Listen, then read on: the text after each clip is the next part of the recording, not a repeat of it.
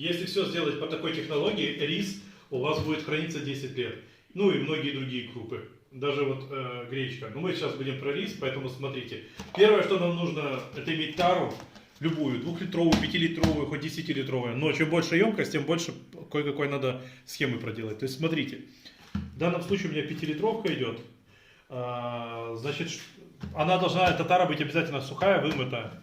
Я помыл ее обычной водой. Соль использую морскую, с минералами.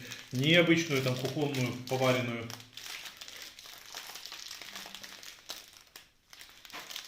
Распаковываем вот так. Я чуть-чуть грубо. Ну, пойдет. В первую очередь нам нужно насыпать соль на дно. Ну, сильно много не надо. Вот этого, пожалуй, достаточно. И, кстати, можно будет сразу одним махом ее потом приготовить вместе с этой солью, если с ней не переборщить. Если будет ее много, значит с солью оно все сварится вместе, соль останется в рисе, и лишнее вы слили, и второй раз проварили, и у вас уже отлично будет готовый рис с минералами различными. Вот мы берем зубчик чеснока обязательно. Зачем нам соль и зачем нам зубчик чеснока? Соль сохраняет максимальную сухую среду для вашей крупы и против некоторых бактерий. Так же самое головка, зубчик чеснока служит тоже как противопаразитарка, для того, чтобы там всякая мошкара не заводилась. Ну, вы поняли. И, в общем, засыпаем вот так. Лейку я не использую обычно, я использую разрезанный кусок 2-литровой бутылки, подобное же. Так как в лейке горлышко мне не устраивает. А здесь горлышко в самый раз. То есть вы 2 килограмма засыпали. Легенько можно вот так утрамбовать.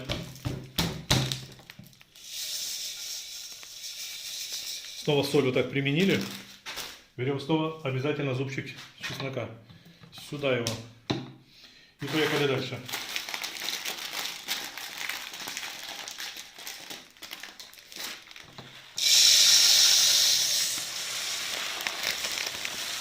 Много кто-то скажет по-любому сейчас в комментариях, зачем запасаться. Вон оно стоит в магазине копейки. Ну, во-первых, это видео для тех, кто сюда попал не случайно. Для тех, кто понимает, что сейчас в мире назревает. Да и потом, даже если ничего не случится, даже если вы закупитесь, у вас будет много этого ресурса, я думаю, уже давно всем детишкам, бабулькам, ребятишкам и дедулькам известно, и многим взрослым людям, что продукт будет только дорожать. То есть это некая инвестиция. Вы купили, оно у вас стоит, надо, достали, скушали. Главное сохранять все вот это в каком-то максимально темном месте, чтобы свет не попадал. Никакой свет, даже ни дневной, ни в коем случае не попадал, в особенности солнечный. Свет сюда. Никакой. Никакой ультрафиолет или даже искусственный, там, который может искусственно заменить ультрафиолет. То есть, если вы все это сделаете, именно по такой технологии, вы могли видеть в моих предыдущих роликах, по такой технологии у меня сотни килограммов сохраняется данного ресурса. Кстати, подпишитесь ко мне на канал, у меня очень много полезной информации. Пишите ваши вопросы, я на все отвечу. И досмотрите этот ролик до конца. Я сейчас в конце вам покажу жизненно важные моменты, без которых в очень сложные времена очень туго придется, или даже порой настолько туго, что прям невозможно будет. Вот так вот трамбовали, это обязательно финиширующий момент. Можно прям вот еще чуть-чуть насыпать, но только чуть-чуть. Вот так вот насыпали, снова трамбанули.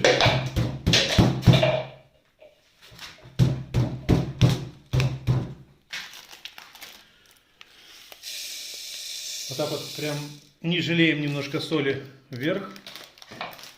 Засыпаем. И чеснока вот прям, ну, я лично делаю так. Где-то 5 кусочков надо положить. Но мы положим 6, даже вот 7 остаток. Все, и закрываем. И вот это вот 10 лет простоит, если все условия соблюдать. Итак, переходим теперь к основному этапу.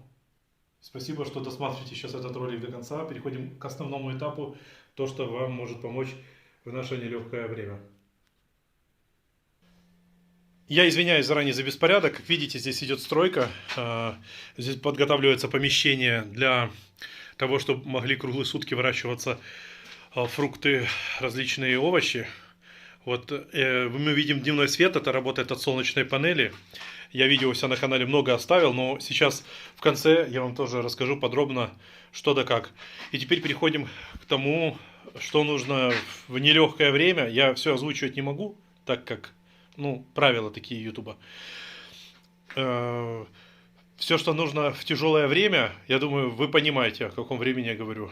Я сейчас рассказываю, что нужно будет для этого. И, кстати, ничего здесь не рекламирую. Возможно, это все полная, ну, быть ерунда для кого как. Но я лишь только показываю то, что я прошел, и то, что меня выручает, и чисто моя позиция. Итак, поехали. Кислотно-свинцовые аккумуляторы. Да, на них много кто ругается. Кстати, это не единственный у меня. Но я вот что вам скажу. Да, они в обслуживании сложные, и в уходе они сложные. Но они переживут любую, скажем так, ядерную зиму. Любую.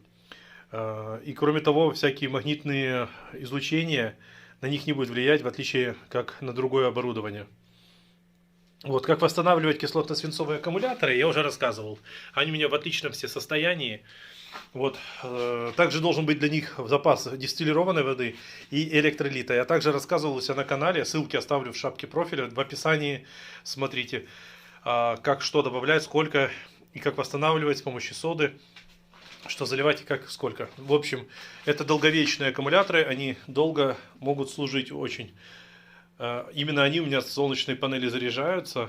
И все функционирует. Далее, вам нужно иметь будет немножко бензина. Вот это у меня бензин, кстати. И это дизельное топливо, это тоже дизельное топливо, и это тоже дизельное топливо. Вот там вот мы наблюдаем бензин. Бензин я научился сам готовить своими руками. У меня тоже есть об этом начинающие пока ролики. Я буду показывать скоро все процессы, как я использую этот компрессор для добычи газа. Вы можете тоже посмотреть у меня на канале. Тоже видео оставлю в описании. Ну, либо вы их так можете отыскать. На первое время, ну, у меня, допустим, авто катается чисто на дизеле. Да, и дизель, он вообще, в принципе, понадобится. Вот запасы должны быть. Бензин лучше купить, генератор тоже нужно иметь в хозяйстве, для того, чтобы вы могли не зависеть от многих сложных моментов, да. Маслами надо запастись вот такими вот. Ну, я вообще так сейчас от себя немножко скажу, не по теме, но нужно запастись медом. Мед — это такая вещь, которая долго хранится и не портится от слова, ну, совсем. То есть, и это быстрый углевод, да вообще там много пользы. То есть, это очень полезная вещь в хозяйстве для вашего организма. И поэтому, ну, только нужно убедиться, что это натуральный мед. Я обязательно сниму видео, как проверять, не обманывают ли вас, ну, настоящий ли мед. Вот, значит, переходим сейчас к системе альтернативного независимого питания. Еще забыл сказать, извиняюсь. Не только генератор может работать от бензина, у меня просто различные много техники, там мото, бензо, пил, мотоблоков различных. Ну, там, в общем, мне поэтому бензин необходим. И как бы вот потому я рекомендую его иметь в хозяйстве. Вот, дизель тоже очень нужен, потому что, во-первых, его можно поменять на что-нибудь, что у вас будет не хватать, а кому-то он нужен будет просто. Это вот у меня канистра вообще на 60 литров, вот это по 20 идет, это по 10. Поэтому очень выгодно иметь дизель. От него очень много различной техники. Грузовой работает, начиная там вот от всяких грузовых спринтеров и заканчивая тракторами, ну и более того, тяжелой техникой. Как видите, у меня солнечных панелей пока 2 штуки. Одна на 280 Вт, одна на 450. У меня очень много роликов про них на канале. Вы можете видеть и увидеть, посмотреть их, посмотреть, в чем суть их. Но я сейчас коротко вам расскажу, в чем смысл, есть ли смысл. Сейчас только что я там вам видео снимал. Вот у меня, как видите, работает, тут тоже лампочка, вот она работает. Работает инвертор. Вот идет заряд от солнечной панели. 7,3 ампера. Автомат защиты у меня идет. Рассказывал у себя в роликах подробное подключение. Давайте сейчас расскажу, в чем суть. Одна солнечная панель, даже если она будет идти у вас на 100 Вт, ну лучше брать на 280, не меньше, чтобы у вас и зимою могло осуществляться, могла осуществляться независимость, чтобы вы могли заряжать всегда себе аккумуляторы. Суть с такой станции, что у вас будет заряжаться аккумуляторы. Летом преимущество в том, что вы все время имеете шаровую энергию. То есть недостающую часть берется из аккумуляторов, а основная часть берется из солнечной панели.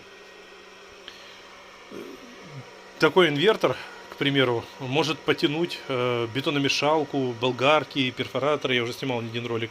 Он не чистый синус, но он не уходит в защиту, потому что я использую кабеля как 8.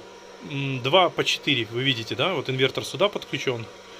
Аккумуляторы параллельно друг другу. А вот заряд на аккумуляторы уже идет через контроллер, который идет от солнечной панели. Здесь все нарисовано, как должно быть. Но инвертор можно еще и сюда подключать, но я это не делаю.